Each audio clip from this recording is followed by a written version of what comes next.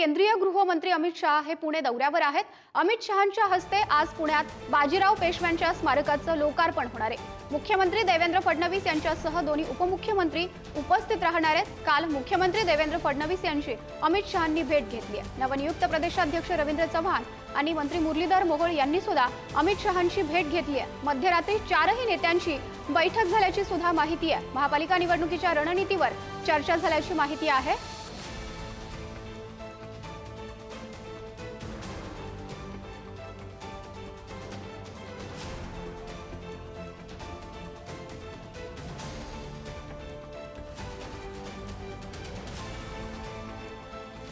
तर बाजीराव पेशवे यांच्या स्मारकाचं ज्या ठिकाणी लोकार्पण होत आहे त्या ठिकाणाहून आमचे प्रतिनिधी ज्ञानेश्वर चौतमल यांनी आढावा घेतलाय। पाहूया।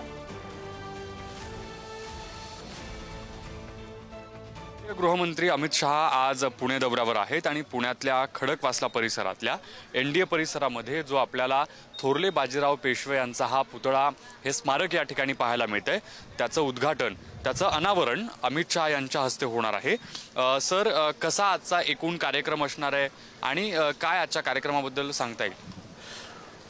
ही युद्धनीती शिकवणारी आपल्या भारतातली म्हणा नाही तर आशिया खंडातली सगळ्यात मोठी कार्यशाळा आहे, शाळा आहे। आणि इथं जो अजय योद्धा ज्यांनी 40 लढाया एकही लढाई न हरता जिंकला अशा योद्ध्याचं स्मारक व्हावं अशी आमच्या प्रतिष्ठान बाजीराव पेशवे प्रतिष्ठानची इच्छा होती। त्याप्रमाणे आम्हाला सगळीकडनं सकारात्मकता मिळाली आणि त्यातनं हा पुतळा उभा राहिला। याच्यासाठी अमितभाई शहांचं खूप मोठं योगदान आहे। त्यांनी सगळ्या परमिशनसाठी वगैरे सगळ्यासाठी त्यांनी सहकार्य केलं। पुतळ्याचं काय वैशिष्ट्य? कोणत्या धातूचा पुतळा आहे? किती किलोचा पुतळा आहे? कोणी बनवला? पुतळ्याचं वैशिष्ट्य असं आहे की हा 13.5 फूट आहे। ह्याला पूर्णपणे ब्रांझ वापरलेलं आहे आणि हा 4000 किलोचा पुतळा आहे। कोणी घडवला? खटावकर नावाचे एकदम यंग आहेत मूर्तिकार, त्यांनी हा बनवलेला। एकूण खर्च किती आलाय पुतळ्याचा? या पुतळ्याला आलाय 32,50,000 खर्च आणि बाकीचा जो खर्च आहे तो 50 लाख रुपये आलेला। धन्यवाद सर, सविस्तरपणे पुढारी न्यूज सोबत बातचीत केल्याबद्दल। आपण पाहतोय आज अमित शहा यांच्या हस्ते या पुतळ्याचं अनावरण केलं जाणार आहे एनडीए मध्ये। व्हिडिओ जर्नलिस्ट निखिल करंदीकर सह मी ज्ञानेश्वर चौतमल, पुढारी न्यूज, पुणे।